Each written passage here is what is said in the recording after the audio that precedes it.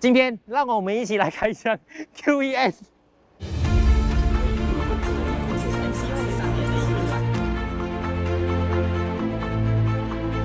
欢迎回来我的频道，各位好料这个我是VYCONCHONG，今天就是企业拜访的活动这一轮见谁嘞？第一组我们就见到 QES Berhad， 这一轮是去 visit 他们的工厂，非常的开心哦！我做了5年终于给我抓到一轮科技公司，嘿嘿，所以呢也是谢谢 QES 老板 Mr 邱的一个青睐那么也是感谢他的这个信任，让我可以过去拍一下他们的工厂。不懂可不可以拍到他们内部的东西啦？等一下你会看到我会换 version 从华语换去 English， 因为呢等一下呢就不能够用华语来做这个访问了，所以我会 try my best 去跟他们聊OK， 所以有什么讲错话 grammar 讲错的话就拍写我会先跟你们讲拍写，因为我不是读音效的。就这样时间，我们就在那个工厂里面见。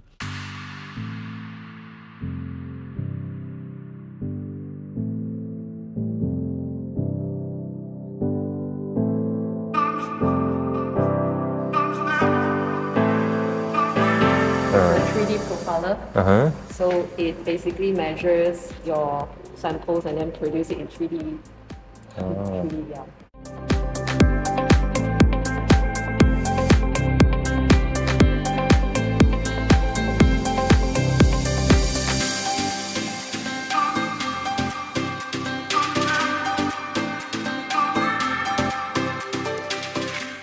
Hello， 各位，很高兴我们来到了QES Berhad 的新工厂，在 Shah Alam 这一带的。然后这里是 Mr 邱创办人，然后呢也是非常开心的能够受邀请出席这一次的这个参观So 我这边呢会有一些问题啦，想要问 Mr 邱，这样我可以换 version OK。The first question is, as we know, there is 2 major events: Russia war in Ukraine and China's COVID lockdown. Does it impact the demand for the distribution division in the second quarter? Yeah, I mean, looking at the Russia-Ukraine war, definitely has some impact to, I think, most of the business in the world. Because why I say that is, first of all, it drives the energy price up. So no matter how you look at it, whatever business you are in, once the energy cost goes up, then all of us are kind of affected indirectly or directly. So that's one thing. Second thing, I think it also affects, especially for semiconductor, like if you do not know the supply chain, there is certain specific gas that is coming out from Ukraine. Quite a big portion has been so-called manufactured in Ukraine. That neon gas, as they call it, and it's used maybe not in the test and assembly, but it's used in the front end wafer fab. Yeah, the front end wafer fab. So those will have some of this restriction, so they will affect the supply chain. So this is directly related to semiconductor in terms of the Russian-Ukraine war. Right, so that gives you an idea whether maybe impact, but not a big extent. So how about the China? China lockdown, I think for us is mainly our supply chain. Like I cannot say that 100% that these suppliers that we are buying the critical components from, because I do not know whether some of their parts are manufactured in China or not. Example, buy this robot arm from Japan, and this Japanese robot arm maker, they might have some component sourced from China. So indirectly, they will delay our delivery. So, but not directly, but indirectly, because their suppliers in China cannot deliver to them. That's why we are also affected. So, for sure, that's why earlier on I was telling all of you that the delivery of critical components is still there. It has not been resolved since a year and a half ago. It's continued to have this problem of getting the critical parts on time. 其实整个 ATE 的领域都会受到很大的影响关于这一个方面。Second question will be here. So new factory in Shah Alam has hand over its contribution, right, for quarter 2? Yes. Of course, we move in only end of 2022. Around 23rd March, we moved in. So when we move in, of course, there's some manufacturing delays, some operational delays.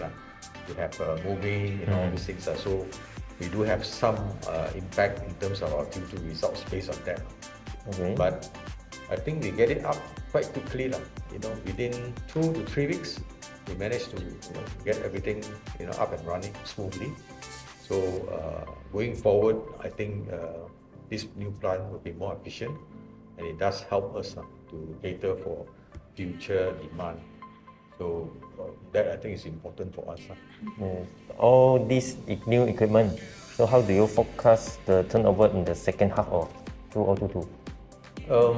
You talk about utilization, is it? Yes, utilization. Utilization of the factory, as I said also earlier on, of course we have a capacity, I think from our previous plant.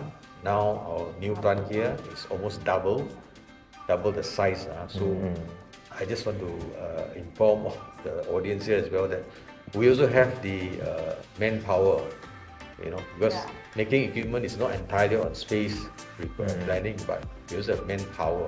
Each machine will require a specific number of hours. So if you don't have enough engineers or technicians, you cannot get the machine out on time also. So that is also another factor. Then of course, the third one, as I said earlier on, is the supply chain issue, because you may have the orders, but you cannot ship it out on time also. So that affect your total so-called capacity per year basis. If you really want to calculate on a yearly capacity basis. So these three factors is important in any calculation of capacity. When you're talking about theoretical capacity, yes, I think it's just space and man hours. If I have these two ready, I can make 80 to 90 machines a year, no problem. But if you talk about real life, actual scenario, then a different story. You have all these other so-called variables, which is sometimes beyond our control. Like you said just now, Russian, Ukraine war, you're talking about China lockdown, the component shortage and all that. Regarding the new factory in Batu Kawan, does it improve from the construction side? Okay, we are still in the planning stage, meaning that I just came back from Penang about a month ago. So the whole schedule is you're supposed to appoint consultant.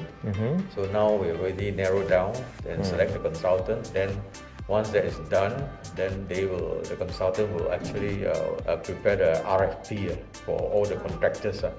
Because we will specify our factory requirements. Then we will farm out this RFP. RFP means a request for proposal. Then probably we have 3 contractors submitting the bidding.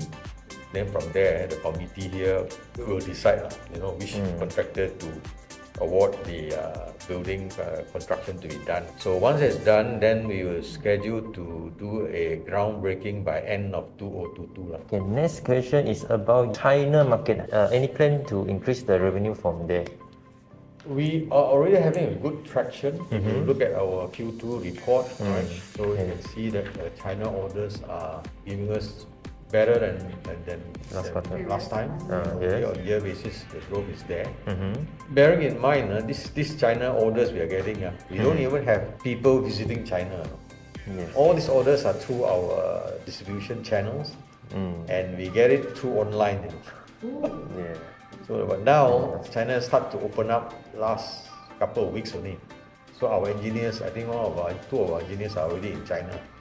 But the quarantine is take a long time. So we still have to go through the process. But we have no choice because we need to install the machine and all that, and guide and train our distributor. So we are doing that. So I think for China orders this year, we are targeting, probably in the range of 12 to 15 million ringgit. So that is the plan.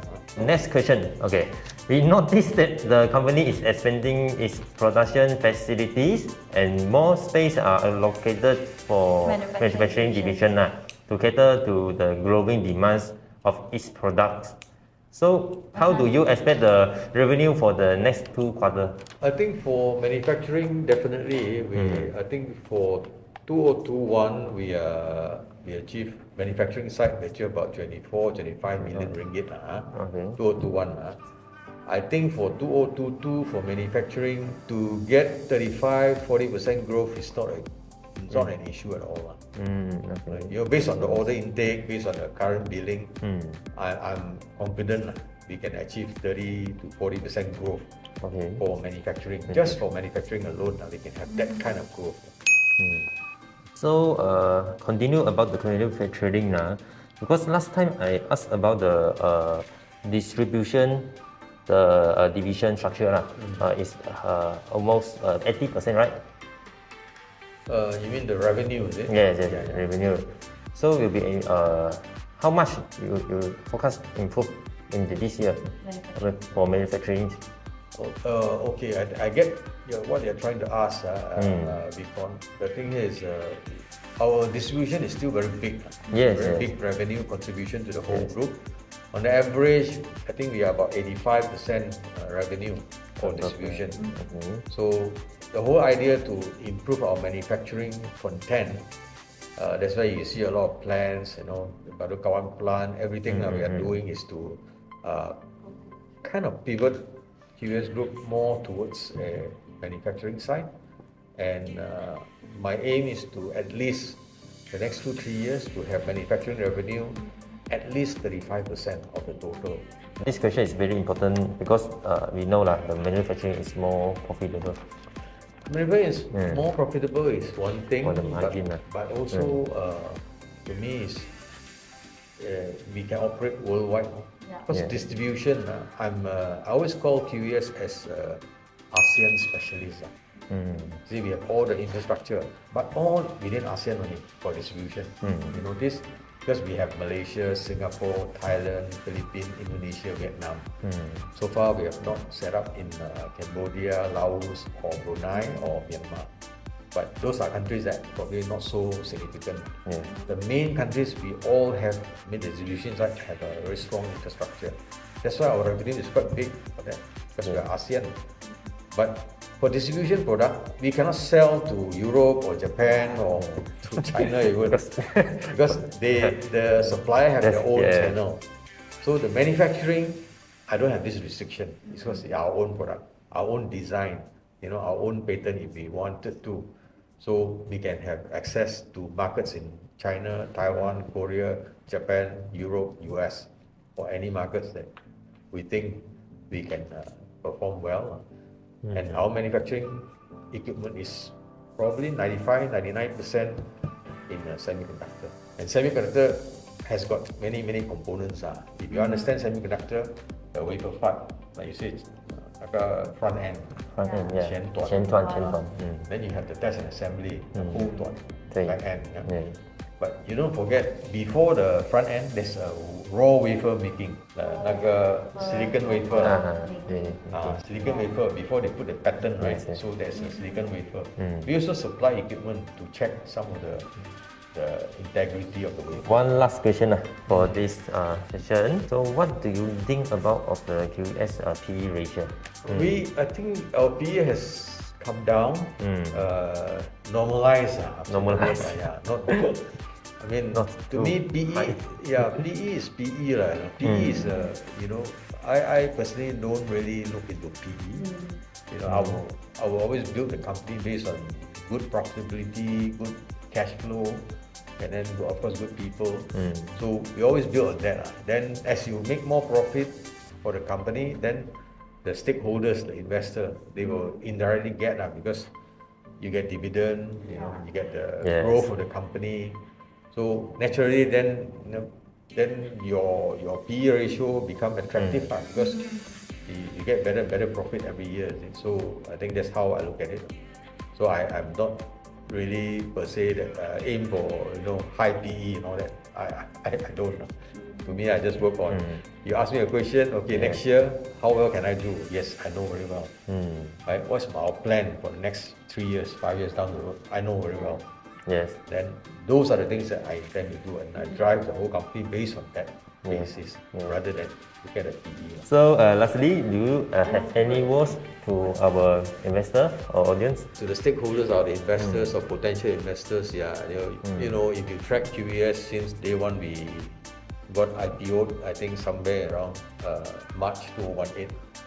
Right, so we have been growing over the years, year after year after year, and you can see all these reports and also the new facility here. At the same time, we are also in the process of migrating to mainboard from ACE. I think we made the announcement, so we submitted to the SC. Now, barring from any unforeseen circumstances, we think we should be able to be on the main board by end of the year. Okay. So this is an ongoing process. So as an investor, of course, it's good. The company is growing, and there's another milestone for us. From A's to main. Then, as I said earlier on, if you are making good profit, there will be dividends issuing out to the investors, and we'll continue to grow and really map out strategy to have manufacturing as one of the big content.